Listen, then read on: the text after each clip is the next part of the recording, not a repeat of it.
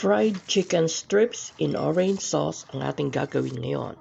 So, unang-una, kailangan mo ng 3/4 na breast parts. Slicein mo. Pagkahugas, slicein into strips and then i-drain mo siya. Pag na-drain na, mag-start na kayo maglagay ng asin, paminta. Ayan. Nilagyan ko din po yan ng paprika. Yan yung kulay thyme, basil. And then, pagkatapos po niyan na mahalo ng lahat-lahat, ang pinaka-last ay yung egg. Beaten egg, nilagay ko po dyan din.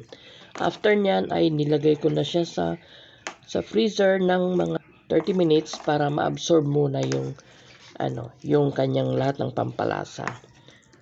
Habang nakalagay siya doon at waiting dun sa absorption ng lahat ng ingredients, ay kailangan namang i-prepare naman natin yung kailangan natin para sa coating.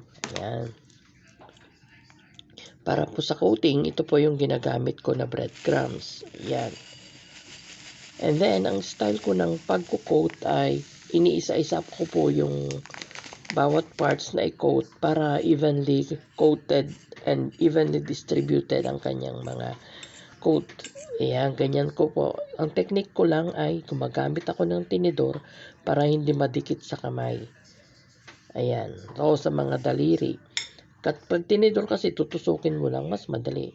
Tapos mag-prepare ka ng pan, magsalang. Lagyan mo ng maraming oil kasi magdi-deep fry tayo. Bakit deep frying? Kasi mas maganda po yung deep fry dahil even ang pagkakaluto at mas madali. So, ipa-fry natin yan isa-isa until golden brown. Ang paglagay isa-isa. Ayan, para hindi sila magdikit-dikit.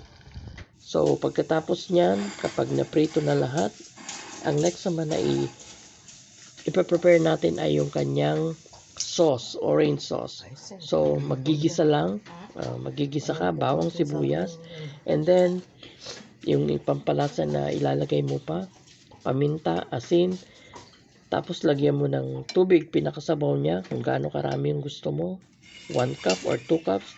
And then, ayan, yung orange, lagyan mo na rin yung sesame seeds at saka onion spring. Pinaka-last yung pampalapot at saka yung orange juice. Pag okay na, tama na yung lasa, i-coat mo na. Ako, ang style ko, nilalagay ko mismo yung mga chicken diyan ko na kino-coat.